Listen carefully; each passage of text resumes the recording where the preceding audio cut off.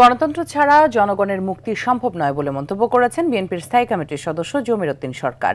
নির্বাচনে December two June দ্বিধা-দ্বন্দ্বের অবসান ঘটিয়ে দ্রুত রোডম্যাপ ঘোষণার দাবি রুহুল কবির রিজভীর। বলেন, কিছু উপদেষ্টার বিরুদ্ধে ভয়াবহ দুর্নীতির অভিযোগ উঠেছে, যা ২৪-এর গণ অভ্যুত্থানকে কলঙ্কিত করছে। রুদ্র রফিকের রিপোর্ট। সুপ্রিম কোর্টের আপিল বিভাগের সাবেক বিচারপতি ও সাবেক প্রধান নির্বাচন কমিশনার মোহাম্মদ আব্দুর রউফের স্মরণে আলোচনা সভার আয়োজন করে জাতীয় নাগরিক সভা। এতে বিশেষ অতিথির বক্তব্যে বিএনপির স্থায়ী কমিটির সদস্য জমির উদ্দিন সরকার বলেন, দেশকে এগিয়ে নিতে হলে গণতন্ত্রের বিকল্প নেই।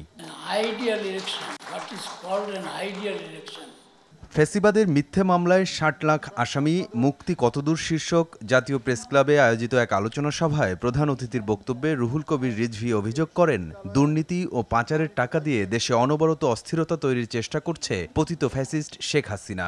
কেন এই দ্বিধা দ্বন্দ্বের মধ্যে দোলাচ্ছেন মানুষের হৃদয়কে?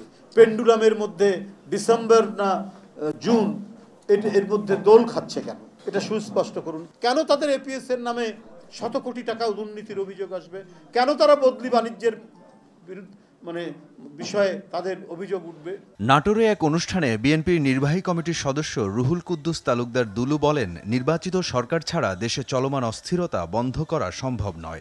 জাতীয় রাজনীতিতে কিছু ষড়যন্ত্রকারী বাংলাদেশের মধ্যে আবার নতুন করে ষড়যন্ত্র শুরু করেছে। তারা চাচ্ছে দেশের মধ্যে আবার অরাজকতা। জাতীয় নির্বাচনের সুনির্দিষ্ট তারিখ ঘোষণার দাবিতে নয়াপল্টনে কেন্দ্রীয় কার্যালয়ের সামনে জিয়া মঞ্চ আয়োজিত মানববন্ধনে সংস্কারের নামে সময়ক্ষেপণ না করে ডিসেম্বরের মধ্যে নির্বাচন দেওয়ার আহ্বান বিএনপি নেতাদের। একটি নির্বাচিত সরকারের কাছে আপনি ক্ষমতা অর্পণ করে বিদায় নেবেন, এটাই হলো আপনার সফলতা। রুদ্র রফিক, RTV, ঢাকা।